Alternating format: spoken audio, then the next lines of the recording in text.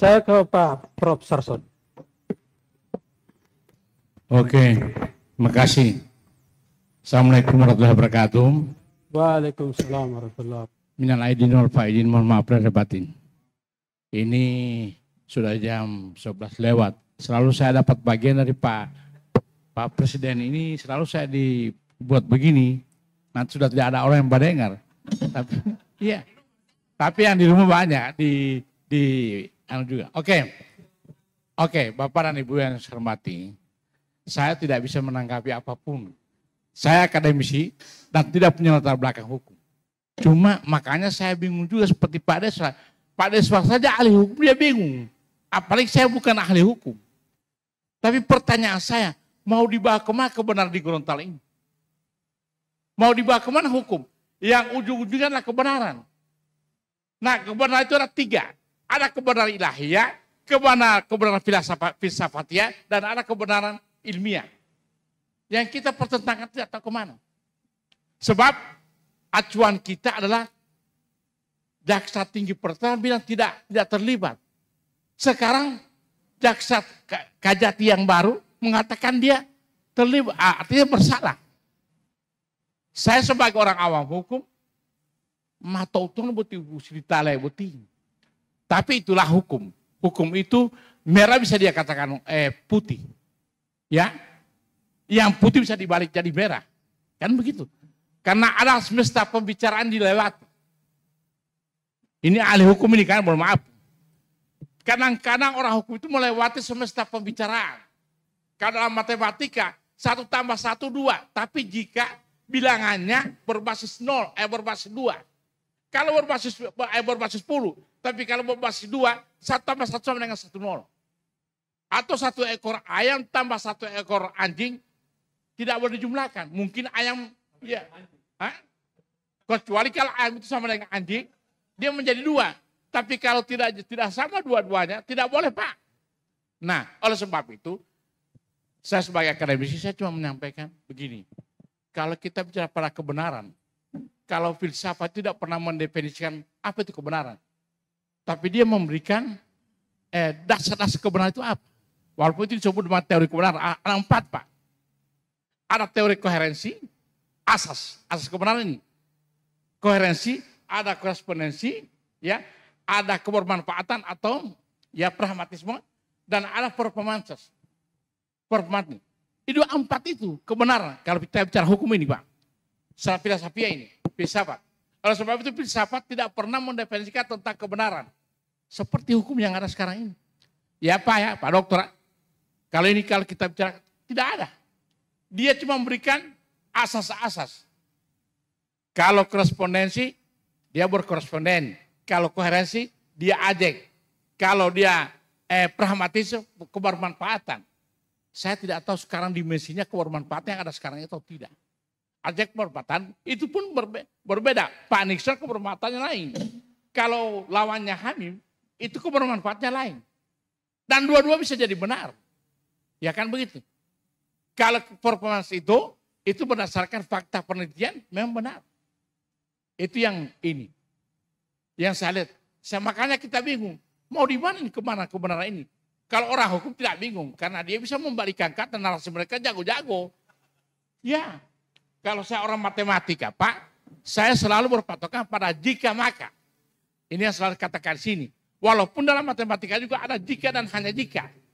Ada implikasi, ada implikasi. Ya, kebenaran ini kita bicara kebenaran dan terkait dengan hukum. Karena matematika dan hukum itu cuma betis, beda-beda tipis. Ya, cuma kalau orang hukum, kalau sudah bicara hukum positif, pasal-pasal saya tidak tahu. Cuma kebetulan anak saya yang dosen hukum juga di UNG. Tapi saya matematika, itu kan sudah bicara pasal-pasal, orang hukum ini Pak Doktor ini dengan Pak Deswar itu tanya pada orang itu. Orang tahu, walaupun tadi Pak Nixon juga sudah menyinggung karena bekas mantan atau mantan DPR, dia tahu itu prosedur di penganggaran di anu. Sehingga dia kata ini yang benar, ini yang salah. Kan begitu. Kalau saya tidak punya pengalaman sebagai apa-apa, tapi secara ini kita akan bicara filsafatnya, dari ada kebenaran filsafat, ada kebenaran ilmiah, ada kebenaran ilahiyah. Kalau kebenaran ilmiah kebenaran ilmiah akan dipandu oleh rumus jika maka. Ya kan? Jika Hamim Pau bersalah, maka dia akan diputus oleh pengadilan juga bersalah. Tapi kalau dari awalnya dia tidak bersalah, pasti orang menangkap dia tidak bersalah.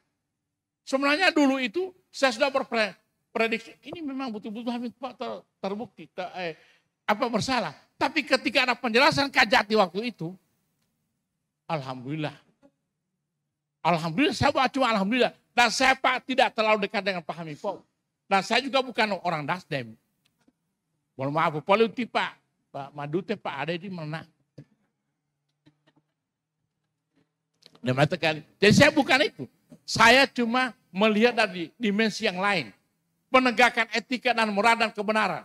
Seperti yang ada sekarang Pak. Di Pilpres itu hanya itu yang kita, mohon maaf Pak Amin, politik Pak Amin, mau ke Melatia.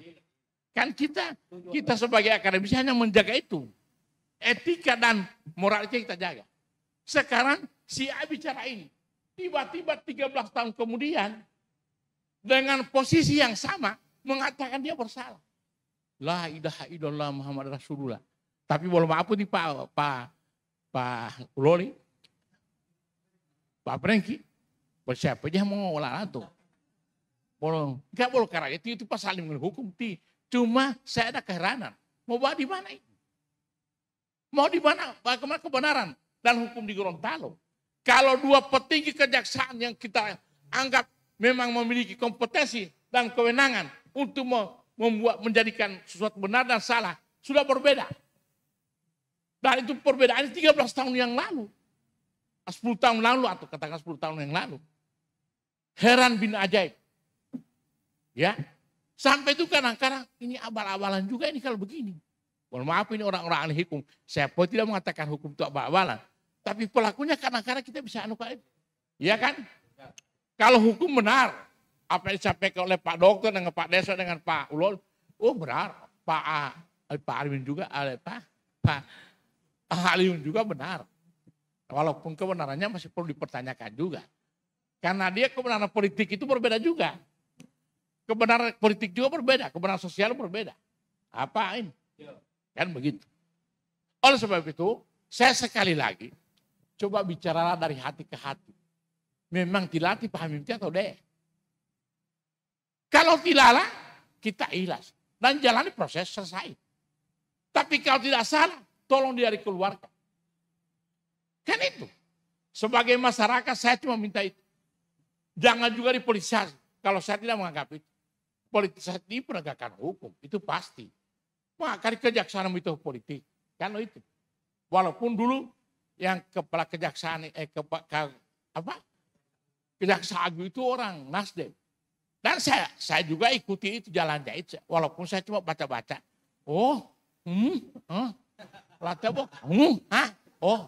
Kan bukan orang hukum. Saya cuma kadang-kadang diprotes oleh anak saya. Kebetulan dia ada hukum, S2 hukumnya. Di Papa tidak tahu itu. Dia bilang, bodoh Pak. Kalau di bidang hukum, walaupun saya guru besar. Kan guru besar saya bukan hukum. Tapi sekarang, sekali lagi, yang membingungkan kita dan masyarakat. Kenapa 10 tahun yang lalu dia tidak salah, kenapa jadi salah? Ada apa ini? Meskipun Pak Franky sudah melakukan sesuatu yang, ya itu haknya. Sebagai diterima silakan. Tetapi kami masyarakat awam bertanya-tanya, Madelo Deuton buat dihukum Gorontalo. Seperti juga dikatakan, sudah banyak kasus-kasus yang terendam sekarang. Dan itu kami tidak tahu persis, tapi kami tahu. Walaupun saya tidak paham betul.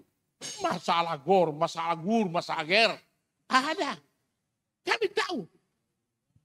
Bahkan kalau kami ingat-ingat Pak, di universitas kita juga ada beberapa yang sudah tahu di mana. Padahal sudah ada yang terhukum. Kalau sama kami sudah ada yang terhukum. Sudah ada yang keluar, bahkan dipecat dari pegawai negeri. Dah, betul. Wabillahi taufiq, wassalamualaikum warahmatullahi wabarakatuh.